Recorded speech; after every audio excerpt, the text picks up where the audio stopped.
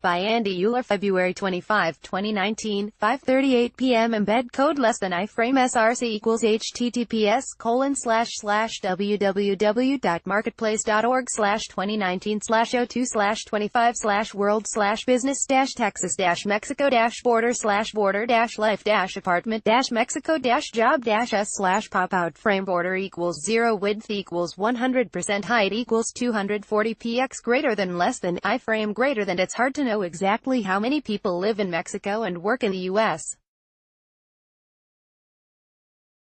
but thousands of people cross in both directions every day in Laredo, Texas. Felipe Rodriguez, Marketplace EMT code less than iframe src equals https://www.marketplace.org/2019/02/25/world/business-texas-mexico-border/life-pop-out frame border equals 0 width equals 100% height equals 240px greater than less than iframe greater than. Editor's note: Marketplace's Andy Euler spent a week reporting about doing business on the Texas-Mexico border during a time of intense debate over U.S.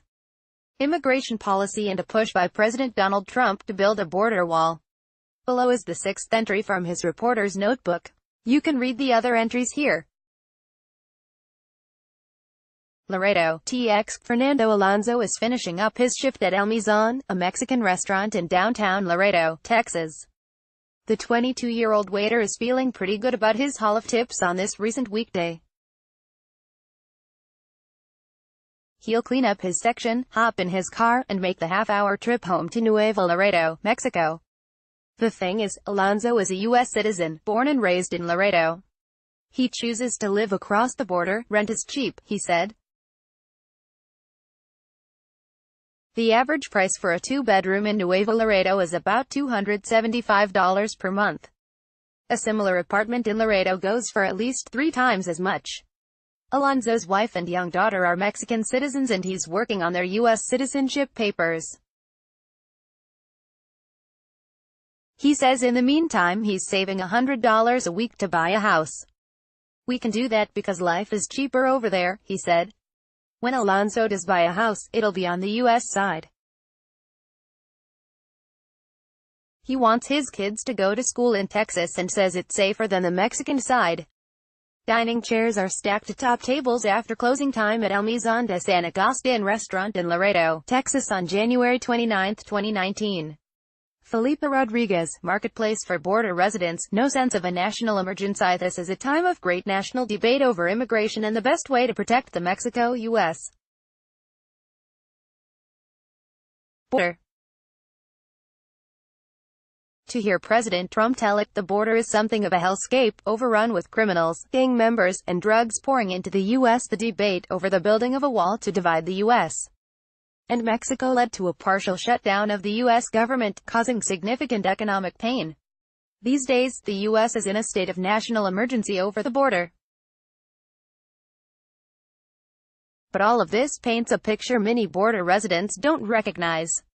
Like Alonso, they cross over the border all the time, to get to jobs or their homes, with no problems. Living on the border, they see unique economic opportunity.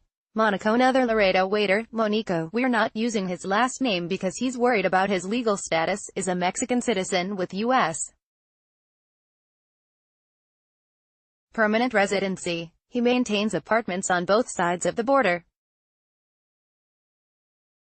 When starting his day from Nuevo Laredo, he parks his car near the border, then takes a 10-minute walk across the International Bridge to wait tables in Laredo. Like Alonso, he wants to earn as many dollars as he can and aspires to buy a house on the American side of the border. Working here is much better for me than working in Mexico, Monico said in Spanish. The wages in Mexico are much lower than here. People in Monico's position, Mexican citizens working in the U.S., could wind up in immigration courts and stripped of residency permits if U.S. immigration officials believe they're abandoning their residences within the U.S. in favor of living in Mexico.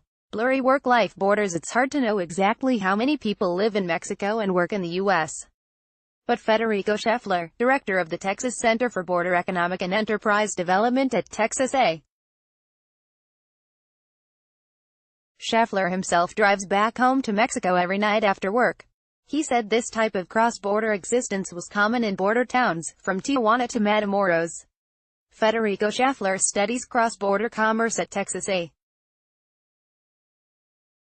He commutes across the Mexican border every day. He lives in Nuevo Laredo but has a work visa for his job in Laredo. Felipe Rodriguez, Marketplace, it's better for their personal economy, he said.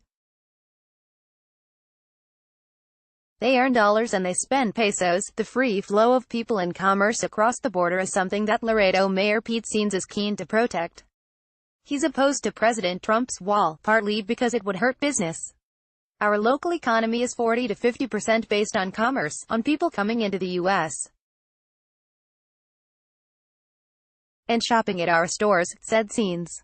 So it's a delicate balance for us. I think the best compliment I can give is not to say how much your programs have taught me a ton, but how much Marketplace has motivated me to go out and teach myself. Michael in Arlington, Virginia. As a nonprofit news organization, what matters to us is the same thing that matters to you, being a source for trustworthy, independent news that makes people smarter about business and the economy. So if Marketplace has helped you understand the economy better, make more informed financial decisions, or just encouraged you to think differently, we're asking you to give a little something back. Become a Marketplace investor today, in whatever amount is right for you, and keep public service journalism strong. We're grateful for your support. Before you go, follow Andy Uller at @Andy_Uller.